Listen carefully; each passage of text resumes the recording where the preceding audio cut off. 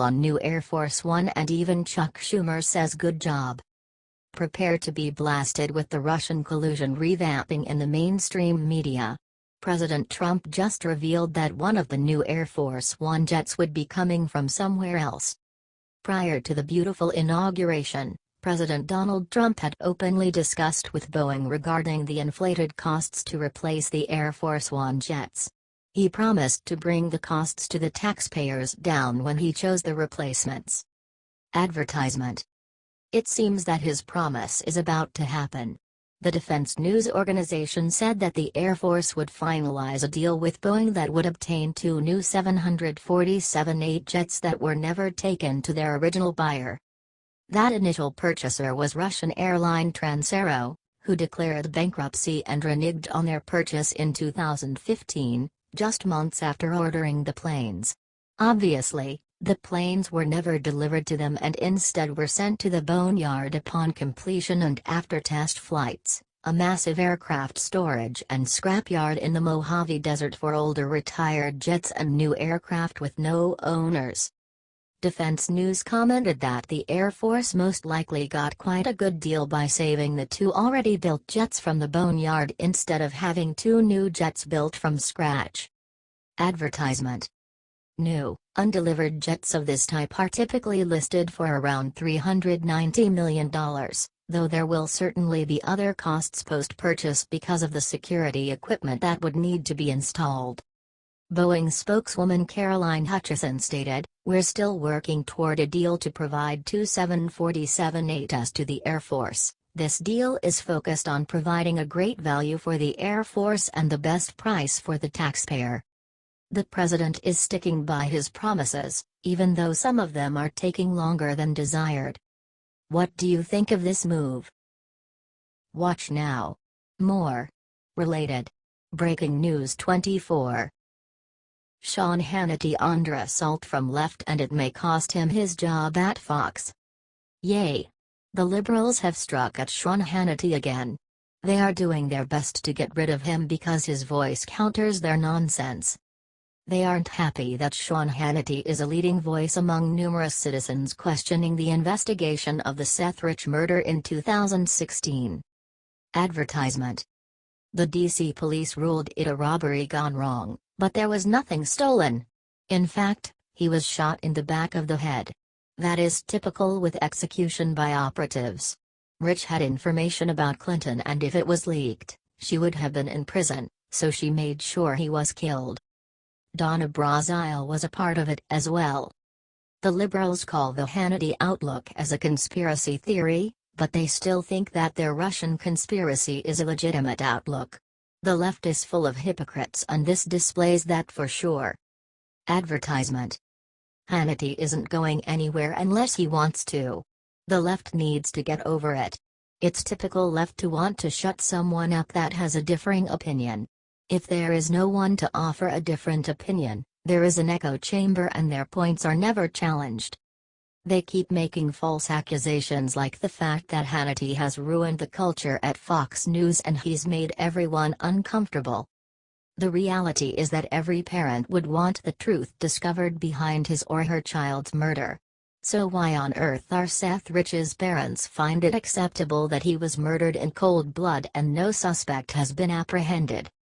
The left will keep going after moderates and conservatives to shut them up. That's why they want to run Trump out. They can take guns away and really shut up opposing viewpoints. What do you think of the left and their conspiracy theories? Watch now. More. Related. Breaking News 24. Former Clinton campaign chair John Podesta reveals what he does every night since election. While chatting with MSNBC, former Hillary Clinton campaign chairman John Podesta confessed that he loses sleep because Clinton lost the Electoral College, in turn, losing the 2016 election. Yes, he loses sleep over his collusion that failed to win the election for Clinton. It's embarrassing for someone to admit that. Advertisement. After CNN's Alison Camrota asked Podesta if Clinton is surprised how often the Trump administration refers to her since the election has been over for more than 9 months. Podesta said that it's unprecedented. Maybe because there was no other presidential candidate in history under federal investigation while trying to win an election. It's actually pathetic that he tried to use this as an anti-Trump talking point. It's unprecedented. You never saw that behavior from any other president who's talking about the person they beat. I think it really just bugs the hell out of him that she got 3 million more votes than he did, and he keeps coming back to that. Obviously, we bear the burden of having lost the Electoral College, so I lose sleep about that every night. Advertisement. John Podesta seems to forget that the actions he took against the GOP and his own party. He helped rig the Democratic primaries and concocted the Russian collusion story to explain why Clinton lost. It's partly strategic to try to deflect attention from his problems, but I think she's really under his skin because he knows that in the popular vote, she beat him and beat him soundly, he added. Keep talking about the popular vote, loser. The Electoral College is there to prevent NYC and LA from determining who is the president for the rest of the nation. The fact that he thinks that two, even three if you include Chicago, cities should determine the president of the entire country is idiotic, to say the least. Watch now. More. Related. Breaking News 24. John McCain revives worst idea in history of Republican Party to spite Trump. Senator John McCain wants Congress to pass the Gang of Eight's massive amnesty bill when he goes back to Washington after undergoing brain cancer treatments. According to the Arizona Republic, McCain, before leaving Washington to get cancer treatments in Arizona, alleged had a discussion with the loser and Senate Minority Leader Chuck Schumer about working together again to force through the Gang of Eight bill. Advertisement. He joined Senators Susan Collins and Lisa Murkowski to fight the GOP-skinny repeal of Obamacare. McCain has always tried to be called an independent, but in fact, he's been a loser liberal for years. In fact, the 2008 election was truly a race between two Democrats. It's ridiculous that McCain is allowed to call himself a Republican. When discussing the Gang of Eight bill, McCain said that he wanted to put forth the same package that was passed by the Senate and never made it through the House. He seems to have forgotten that Trump will never sign it. Immigration reform is one of the issues I'd like to see resolved, McCain reportedly added. I've got to talk to him, Schumer, about when would be the best time. I think there are all kinds of deals to be made out there. I really do. Advertisement. McCain colluded with Schumer, Marco Rubio, Jeff Flake, Lindsey Graham, Dick Durbin, Bob Menendez, and Michael Bennet on the original Gang of Eight bill. They passed the bill in the Senate, but the House faced immense pressure from the conservative base of America. I think you have to consider that we do want high-tech people, but we also need low-skilled people who will do work that Americans want to do, John McCain reportedly said. I wouldn't do it. Even in my misspent youth, I wouldn't do it. What do you think about this? Watch now. More. Related. Breaking News 24. Jeff Sessions launches probe into Obama admin's DOJ slush fund payments to libs. An internal Department of Justice memo that was disclosed Friday shows that Attorney General Jeff Sessions is investigating the DOJ slush fund that was used for the left-wing groups that were installed by the Obama DOJ. The memo requests all portions of the DOJ to review the last 10 years of pay remittals made to non-governmental organizations as third parties in settlements. They are also looking to provide information to Rachel Brand. She is an associate AG. Advertisement. The Cyprus payments were a policy that was put in place to help corporate defendants. A lot of it was for civil rights suits. In recent years, more specifically during the Obama administration, the practice increasingly directed money to left-wing community organizing groups such as the now renamed National Council of La Raza, or the Race, a Latino racial advocacy group. The racist organization because is one of the leading voices in pushing mass illegal immigration. Yes, Obama funded them religiously. Advertisement.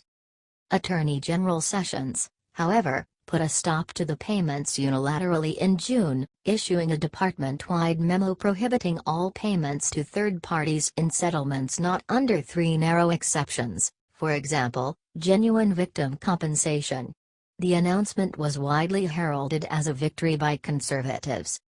The new information from Jeff Sessions, dated July 28, goes even further.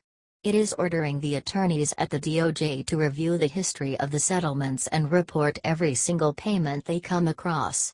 They also want to see the payments that were agreed to but never paid. It all needs to be reported to Rachel Brand by the end of August.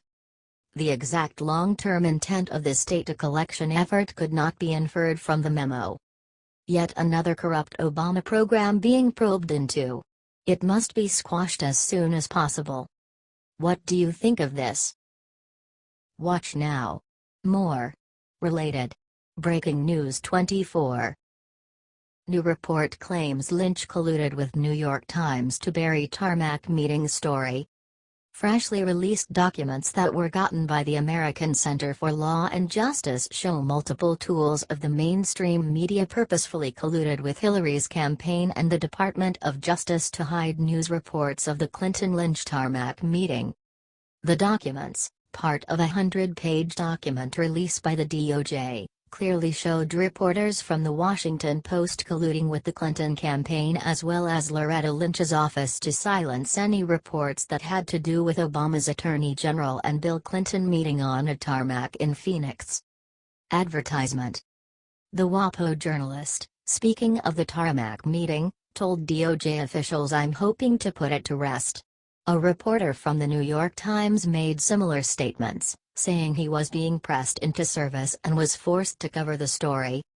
A chain of emails between DOJ criminals displays their portion in the act of spinning the story to look good for Clinton and Lynch. There was even a senior aide who said that they also talked to an ABC producer. The producer made it clear that they weren't interested even if Fox News sprung the information. Advertisement. Looks like all or most of the coverage are Fox, said another official. The most recently disclosed documents not only provide more evidence that the DOJ and Clinton campaign were working with the left-wing media to bury the reports, but also show Comey's FBI shut out investigators who were looking for information regarding the meeting. The FBI replied to our legal demands that no records responsive to your request were located, said the ACLJ. This is yet another sign that America made the right choice in November. The corrupt Clinton camp is truly disgusting. There is no reason to sweep this under the rug. All involved parties must be thrown in jail immediately. What do you think? Watch now. More. Related. Breaking News 24. Treasonous GOP senators just stabbed Trump in the back in most spiteful manner. Globalists like Senator Lindsey Graham and Senator Cory Booker are showing their true goal in Senate. That is to obstruct. They are trying to limit the Trump administration's ability to fire Robert Mueller. Mueller is a Democratic and rhino puppet. Graham is just one of the GOP senators. The legislation would make a judge's approval necessary for the DOJ to fire Mueller or any other special counsel. Any appeal of that decision would go to the Supreme Court, according to the bill. Advertisement. Our bill allows judicial review of any decision to terminate a special counsel to make sure it's done for the reasons cited in the regulation rather than political motivation. I think this will serve the country well, Graham said in a statement. Booker added that special counsels should never be subjected to interference or intimidation because of where an investigation takes them. Numerous Democratic senators have supported the measure and they anticipate the second bill to be introduced later Thursday to limit Trump's ability as president. I've never seen the Senate do so much to limit president's powers. They didn't mind when Obama had king-like powers. Advertisement.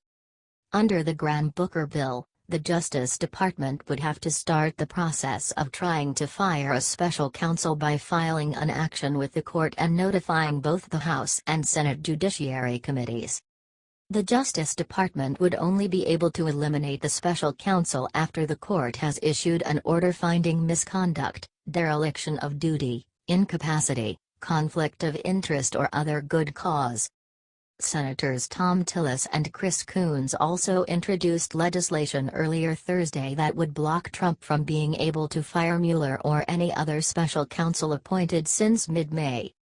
Well, it would seem that Graham and Tillis need to leave Senate and apologize to their constituents for wasting their votes on globalist scum. What do you think of this nonsense? Should the GOP senators like Tillis and Graham be voted out?